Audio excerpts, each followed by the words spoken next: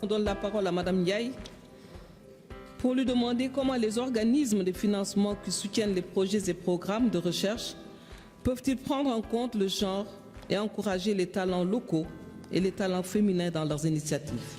Madame Ndiaye, vous avez la parole.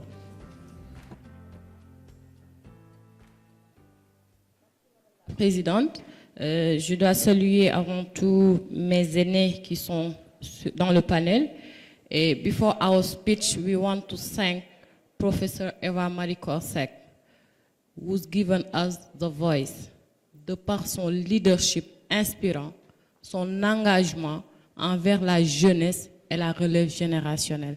Vous nous montrez la voie à suivre.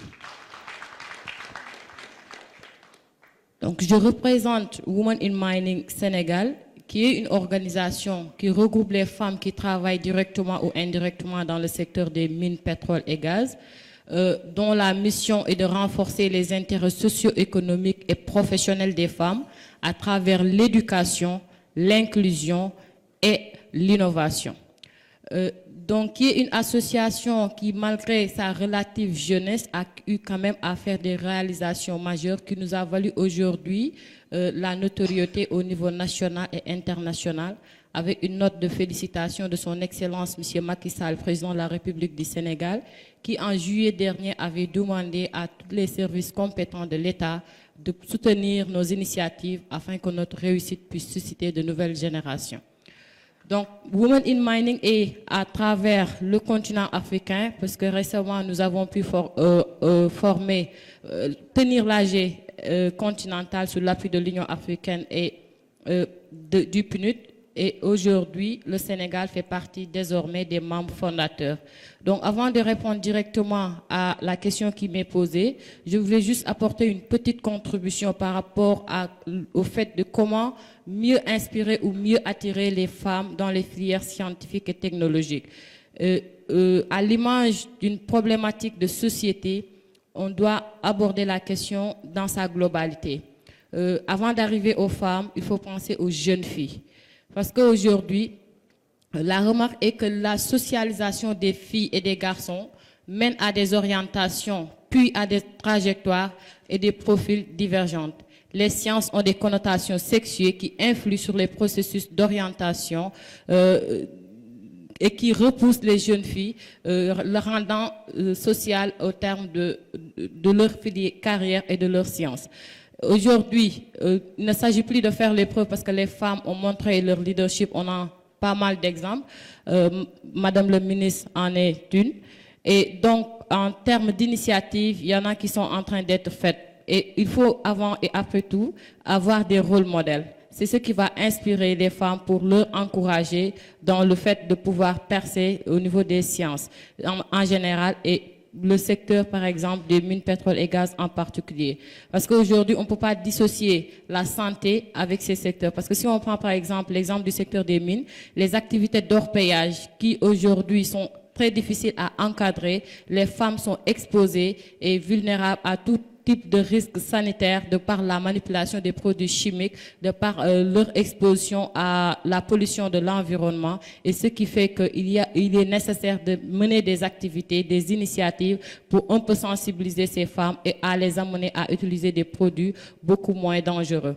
Et donc, en termes d'accompagnement par rapport aux organismes de financement, pour dire qu'aujourd'hui, il y a des initiatives qui permettent d'encourager les jeunes filles et aussi les femmes dans les filières scientifiques et technologies. Et ces initiatives méritent d'être accompagnées et développées. Par exemple, je prendrai deux initiatives que notre organisation est en train de mener, à savoir un projet dénommé Girls for Mining, dont l'objectif est d'inciter les jeunes filles à pouvoir s'adonner aux filières scientifiques et à travers des rôles modèles qu'on leur fait découvrir et aussi des concours que nous organisons pour un peu encourager les femmes qui font la recherche. Et ce concours a eu à primer un projet de recherche sur la valorisation des slams miniers.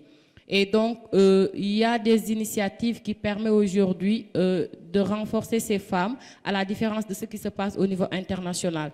Par exemple, dans le monde anglophone, aujourd'hui, tu peux faire la recherche ayant financé, et après les études, on pourra rembourser. Ce genre d'initiatives doivent être menées en Afrique. Et nous avons aujourd'hui un projet dénommé Mutuelle de crédit rotatif, dont l'objectif est, entre autres, d'accompagner les femmes qui font la recherche en finançant leur projet, et après elles pourront rembourser plus tard à un crédit zéro. Mais aussi les femmes de manière générale pour qu'elles puissent être autonomes, parce que si les femmes sont autonomes, elles pourront gérer les ménages, elles pourront participer à la santé, elles pourront participer à l'éducation des enfants, entre autres. Donc, c'est ces genres d'initiatives qu'il faudra accompagner. Et donc, pour dire encore que les femmes ont besoin de finances pour leurs droits, pour la représentativité et l'accès aux ressources. Donc, là aussi, il faudra les accompagner à travers, par exemple, si les jeunes filles, des bourses d'excellence, des prix à travers l'organisation de concours, mais également l'aspect institutionnel, c'est important par la genderisation des politiques publiques. Il faut que les politiques soient sensibles aux gens, et une fois que c'est sensible aux gens, il faut aussi accompagner derrière par la mise en œuvre effective. Parce qu'en général, les femmes qui sont dans ces secteurs un peu dénommés de masculins, je prends toujours l'exemple du secteur des mines, à l'image du secteur de la santé, en général, les femmes ont des problèmes liés à la maternité parce que c'est pas facile aujourd'hui de laisser un bébé et de pouvoir aller sur site. Il y a aussi des problématiques d'équité salariale des fois qui se posent. En plus, des fois de la non prise en compte de la condition même de la femme qui doivent être prises en compte pour permettre l'épanouissement professionnel des femmes. Et donc, comme disait le sociologue Émile Turquin, il faudrait adopter une démarche compréhensive globale qui permettrait de capter la dynamique sociale et sociétale des micro-sociétés qui sont concernées. Donc, essayer de réduire, d'agir dans la globalité pour ne pas aussi exclure les autres catégories de la société. Pour conclure, pour dire qu'en tout cas, à ces organismes, les femmes, excusez-moi du terme, mais n'ont plus besoin de microfinance, mais ont besoin de financement pour pouvoir être autonome, être indépendante et pouvoir tenir les femmes, pouvoir éduquer les jeunes filles et pouvoir faire de la recherche. Et donc, des initiatives à accompagner. Merci. Merci, Madame Gaye, pour ce plaidoyer qui rejoint